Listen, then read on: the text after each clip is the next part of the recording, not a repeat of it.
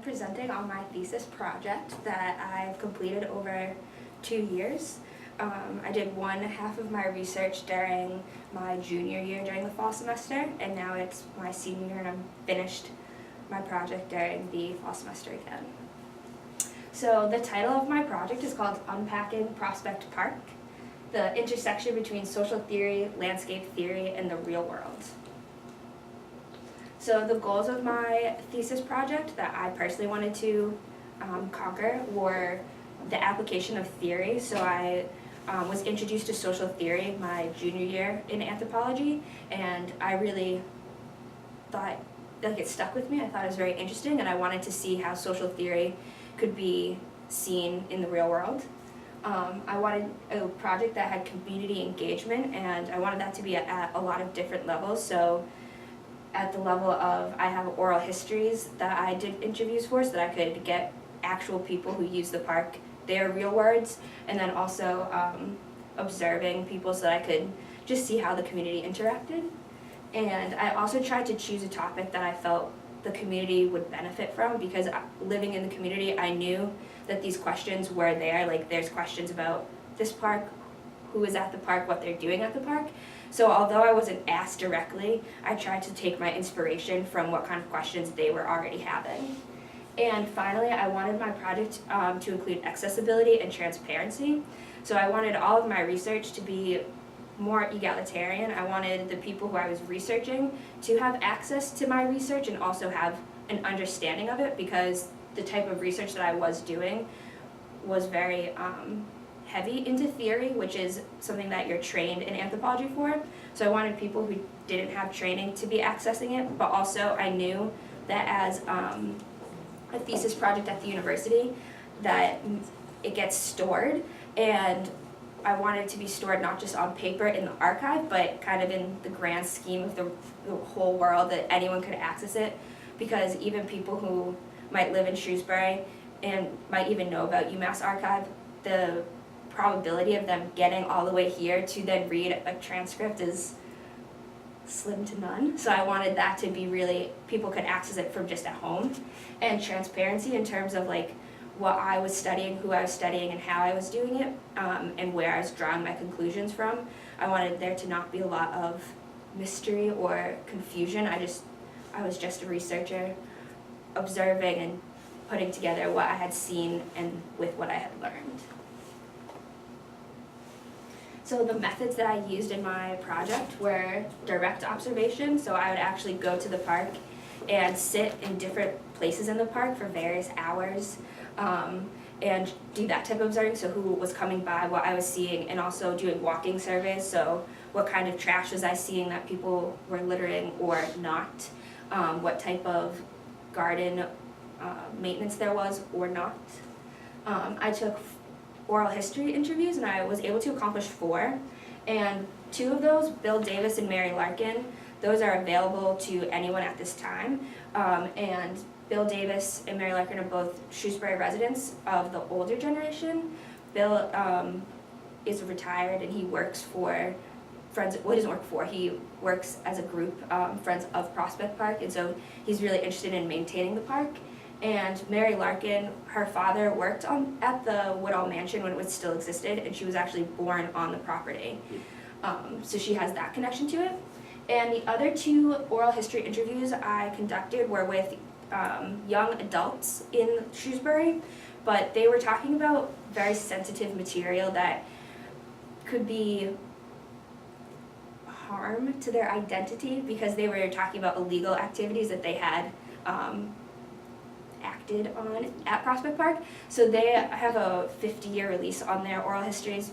They are archived and everything, but they cannot be listened to for 50 years. And their names are not in my paper or anything, but they are in like the actual oral history. You can find them eventually. And I also did document research, so I looked at old newspaper clippings, town meeting, and Friends of Prospect Park meetings. They're all, the secretary writes up the minutes and everything that happens there. So I was looking into those, and also personal correspondence. I have some emails that have been sent back and forth between various Shrewsbury residents about the park. So my research questions that I wanted to focus on were who is using Prospect Park, how are they using Prospect Park, and why do people do what they do at Prospect Park? And those were kind of how I was approaching my research and what drove me to research. But then underlying all of these is the idea of what theory or how can I explain this activity in conjunction with my anthropology and historical training. And I wanted to give a little site context on Prospect Park, so I've obviously talked about it a lot. Prospect Park is 77 acres of land in Shrewsbury, Massachusetts. It's located almost at the very center of the town, and in the early 1900s, Mr. Whittle, he bought the land from a couple of different farmers there and built a Georgian-style estate on the property, and it also included public walking gardens. So the mansion was called Juniper Hall, and they would have different events where people could come up and see the garden landscape, which included a visit from Calvin Coolidge, who was vice president at the time. And this little event is actually it's like a local legend, so it's very important to the people who do know the history of Prospect Park and Juniper Hill. And after Mr. Whittle passed, his family sold the property to the Masonics. He was a 33-degree Mason, and it became a Masonic hospital because he really wanted the land to be used to help Masons feel better. So however that was taken by his wife was by the Masonic hospital as a place of repose. And finally, in 1977, the town actually bought the land from the Masonics for $400,000. And after they purchased the land, they did go over and do multiple land assessments on how they should use the land and what kind of financing they should do, which ultimately ended with them deciding that the property would be too expensive to actually take care of. So they raised the structure completely, and they did not actually leave a lot of budget for any future activities at the park. So there is the maintenance of it. They put the water tanks up there, and they have budget for that type of thing, so maintaining water tanks and that, but there's no, as we get into, the community is the people who are really taking care of little things at the park. And they termed it municipal playground because it allows the town the freedom to do anything they want on that land. If they had given it another specific name, the state could have stepped in and imposed how they use the land, but at this point they are able to use it for anything they want. So I chose 3 theories that I thought best approached this piece of land, and the first one I thought was landscape theory, or the idea that landscape is not just a background for society or culture, it actually is a co-creator in culture. Based on landscape's physical and the conception of landscape that we hold in our minds, it impacts how we use the land and how we approach it. So cultured landscape refers to when a landscape has been altered by humans in any way, shape, or form, and this can be broken down further into the vernacular and historical.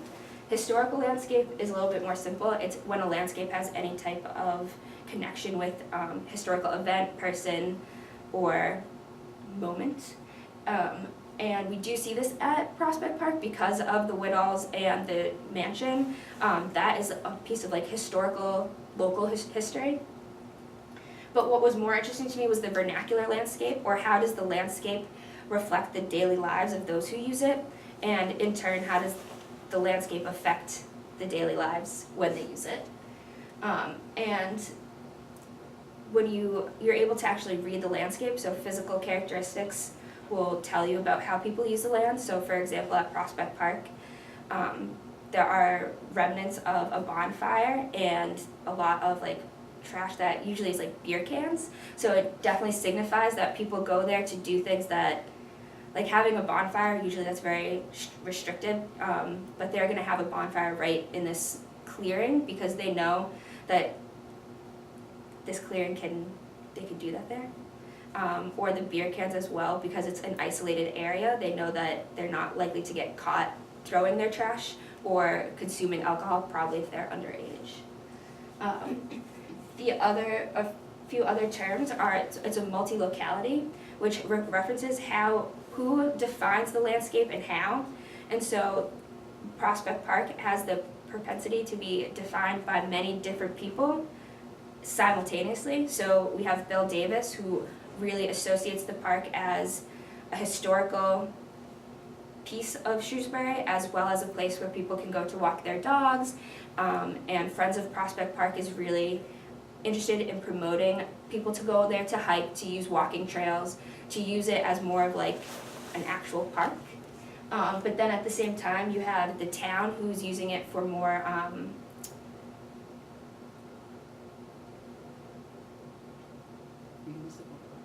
because of the P. It's like productive, but yes, they're using it for more like purposeful land, so they're not really seeing it as a place for people to really come as a community, but they're putting water towers up there. They're interested in doing more well drilling there to see if they can get more water there. So they're really seeing the land as just another source of town area to keep doing infrastructure, like how to run the town better. And then there's also the kids there who like use the park as not necessarily park activities, so usually illegal if they're doing underage drinking. They're kind of seeing the park as like a place where they are not under the gaze of any type of authority figure, both parent and police. So that allows them more freedom to test out different activities. So you have all these different groups of people who are looking at this one piece of land and seeing different parts of the land as important so that they use it for their needs in that way. And finally, I categorize Prospect Park as a loose fit landscape, which means that as a loose fit landscape, it's very unregulated and undesigned. As I said, the town doesn't really pay any money into upkeep or any type of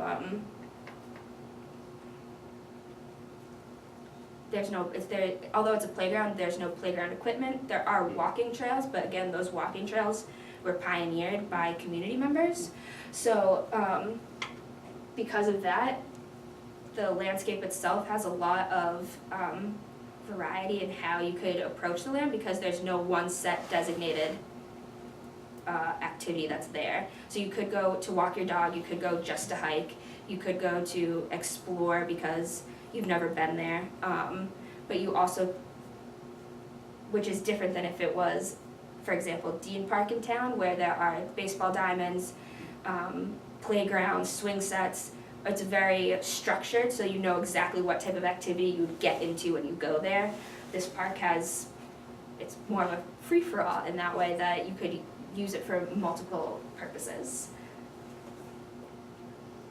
And so from landscape theory, I went on to look at hegemony, or the idea of social control. So hegemony refers to intellectual and moral control of a group of people. So why do you all think the same ideas? And those ideas are usually in the response to like a community common goal. So you all agree on one idea because it's going to help your community to keep going, but also they're not necessarily ideas that you've thought of yourself. You've been, without knowing it, living with these ideas, and then you find yourself agreeing with them. And these ideas come from the people who are in power.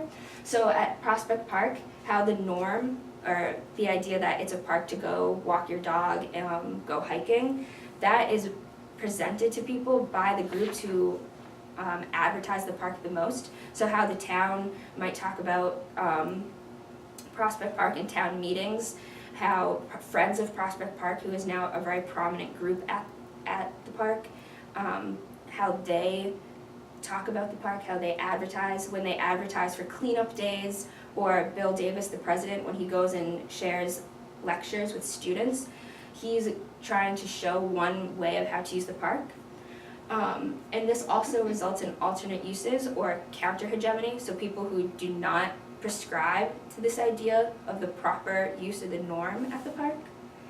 But underlying this is also, specifically at Prospect Park, there's the manifestation of rumors, which is the collision between the norm and the alternate uses. And these rumors usually surround around the illegal activity that's there, and this is trying to like point out that the illegal activity is not okay and that people think it's illegal. And that is based on generation and financial divide. So you have an older generation who's financially invested in Shrewsbury, who really would like the park to be a place of just dog walking, hiking, an actual park, versus people, the younger generation who use the park for their illegal activities. They're not usually financially invested in the town, so they don't really see that idea of how this piece of land has to stay desirable so that the town can kind of keep up the class appearance. And when you have the rumors, that's the friction between the two. But it also goes back further with the idea of why those activities are illegal at the park. So Shrewsbury is actually one town of not many in the recent elections for 2016 on the ballot, question 4, for the legalization of recreational marijuana. They voted no, and that is like an overwhelming idea in the town, that the town is more conservative on those types of ideas. So when they think about illegal activity happening at this park, they're more likely to be upset or actually condemn the activity, versus a town that might have voted yes might have a completely different idea. But the ideas around marijuana aren't something that necessarily individuals think of, but they've been kind of learning about and think this way for a long time. So it comes to a head at the park. And there's also other little hegemonic ideas about how people use the park, because it is town owned, so anytime there's any type of physical change at the park, like the Friends of Prospect Park wanting to put up signs, they actually have to go through the town and make sure that they're going through bureaucratic channels to get permission. And that all goes back to the idea that yes, as the town owns it, they are in charge. We do have to ask them first, but there are also people who are not asking, people who are using the bond as making bonfires there. You definitely have to ask about making bonfires if they're not asking. Or there's kids who are definitely trying to build a treehouse at the park, which again would not be okay, but the idea that it's land that they're not being seen at, they can do what they want, versus people who have the idea that as owned land they have to follow certain rules. And then finally I looked at habitus to explain the macro activity at the park through the micro actions of individuals. So habitus explains why as individuals we act in certain ways, and I wanted to connect this to the park as the landscape and connect it back to hegemony as well. So Bourdieu, who came up with this, thought of habitus times capital plus field equals practice, where habitus is the learned skills that we all embody every day, and these include the idea of why you walk on the right side versus the left side of the sidewalk, why every morning you wake up and brush your teeth, or a really good example would be if you have grown up in an environment where you have to, it is high crime, you have to be very vigilant in your street smarts. Street smarts aren't something that you really learn, or they're not instinct, you learn them, but they also become second nature. And here capital refers to cultural capital, or the fact that he extended Marx's idea of economic capital to social ideas. So capital refers to things like race, gender, age, political stance, and tastes, education level. And he was trying to say that capital has different value at every level, and in society we value these ideas differently. So someone who has a PhD is going to be more valued in his field than someone who is in undergrad, because they have a lesser education. And so these different factors that are present within you will reflect on the type of actions that you have. And field refers to the theoretical and physical space in which the actions are taking place. So fields can refer to, if we were back again to education, someone who has a PhD in anthropology, their field of anthropology, the world of academia, they really excel at. But again, they're going to have more value in that field than someone who's an undergrad and contributing, because they have more education. But their field that they're both participating in would be the field of anthropology and academia. So all these things together produce the actions of a human, Um, so at the park specifically, the field that we can talk about is the community and also the park. So the physical idea of a park, but also the mental idea of what a park would be. So a public park we know is usually free. There's more than, like, anyone's allowed there. There's nothing that bars you from going there. You don't go there to like see a business or anything or go to the movies. You know that it's like a nature-oriented space. So that would be like the theoretical, but physically the field of space that you're participating in, so knowing that you're physically at a park is a lot different than being on the sidewalk or in the center of town. And then habitus at the park, I want to talk about how people know what to do without knowing it. So habitus is based on personal experience and the experiences of others, and the idea that you are always trying to navigate through life successfully. So you walk on the right side of the sidewalk and not the left, because you know that if you walked on the left, you would continually bump into people. So you move yourself to the right. It's not something you think about doing, you just automatically do it. And same for like brushing your teeth. You brush your teeth every morning and every night because you know that having fresh breath or more dental hygiene will help you be more successful. So at the park, I was looking at how kids knew, and I was very interested in the illegal activity, how kids knew that the park would be a safe place. When I was doing my oral history interviews, both interviewees had suggested that they knew the park was really safe because it was at the top of a hill and police would never walk from their car all the way to the top of the hill. And so they were like, oh, like, duh, like totally gonna be fine. But that is the habitus not only of the kids, but of the police as well. So knowing how the police operate and their like normal routines and their daily interactions, they use that idea to then solidify and justify their own actions. And then once this happened one time, or they heard of other people do it one time, they could keep on going back to doing this multiple times.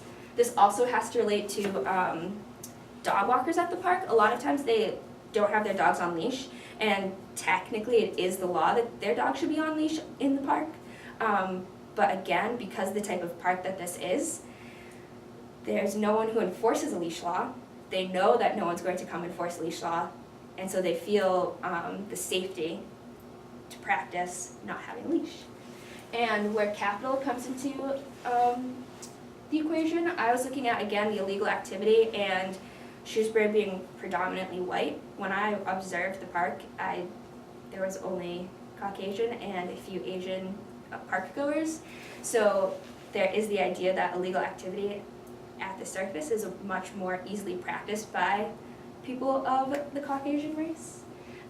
Versus, I know another part of town called White City, where the juxtaposition is right on the Worcester line, and there's a mix of race and age and activity, but it's a very heavily populated police area, so there's no illegal activity there usually. People avoid that area when they're doing that. So there's that difference right in town of these two different locations about just who is using this park. And then when you combine all of these, you get the practice. So practice being the actual action of doing whatever it is that you're going to do. Take your dog off the leash, drink underage, smoke marijuana. And so then, in spirit of creating a accessible thesis project, I created this website that we can go to.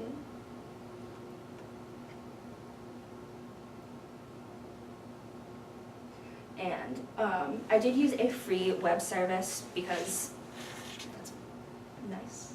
And this is my cover.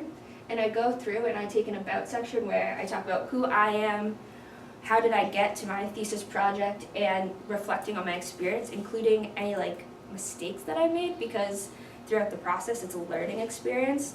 And I think that even just with my oral history interviews, my first one compared to my last one, way different. And I even knew as I was going through them that like this is how I should be doing it in the future, or that type of thing. And I took the time to kind of explain what anthropology and public anthropology is, as the general public might not really know. especially public anthropology. That's something that I was introduced to during my college experience, and it's not any type of required class. So that's definitely something that people aren't necessarily going to know about. And I try to just make paragraph or blog posts so that they were engaging but also not overwhelming. And then I took over to the community, and I actually was able to post both the interviews that I conducted in their entirety. And also I typed up my field notes for my notebook so that people could see like what kind of things I was jotting down, what time was I going there, what time like of the summer and everything. Then I come and explain my theories, and very fancy. And if you actually click on these, they're buttons that will bring you to my endnotes and sources. Again, I thought that for a website, the endnotes sources style is a little less overwhelming for people when they're reading, and you can always refer back to it. I also am posting, this is my actual thesis paper, and I'm going to post this video as well.